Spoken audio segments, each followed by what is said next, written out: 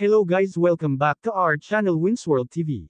So former 4 World Division Champion, Nonito Donaire Jr. aka the Filipino Flash Donaire Jr. sa pagitan ng current and 4 World Division Champion Naoya Inoue aka the Japanese Monster kontra sa World Challenger Ramon Gardinas, ay muli itong uminit at nangati ang mga kamay na labanan muli si Naoya Inoue.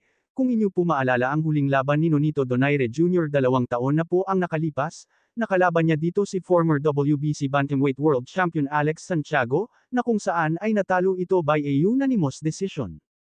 Malaki ang tiwala ni Nonito Donaire na kakayanin pa niya mapatumba si Naoya Inoue.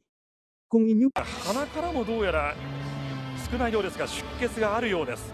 珍しいですね。選手はそれ得意パターンの一つでもあるんですけど、選手のこの下半身、アッパーもうまいですからね。3つということになります。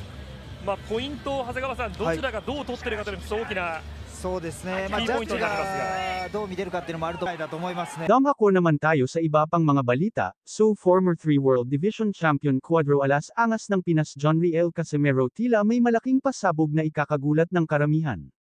Kumakalat sa mundo ng social media ang video kung saan kasama niya si Pinoy boxing legend and former 2 World Division Champion Jerry Peñalosa.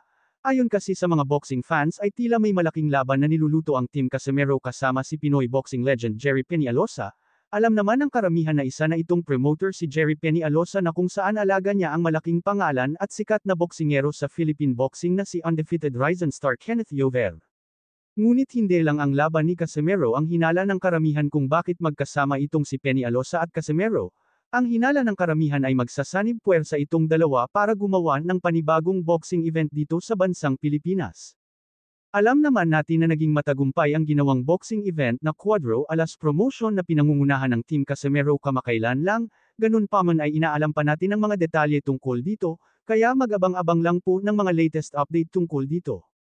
Ano sa tingin nyo guys, kakayanin pa kaya ni Nonito Donaire Jr. na patumbahin itong current undefeated and nyo kung bakit magkasama si John Riel Casimero at Jerry Peñalosa? Just comment down below. Thank you for watching. Salamat sa inyong panunood. This is Winsworld TV. Saying peace, love and good vibes lang tayo lagi, okay, alright.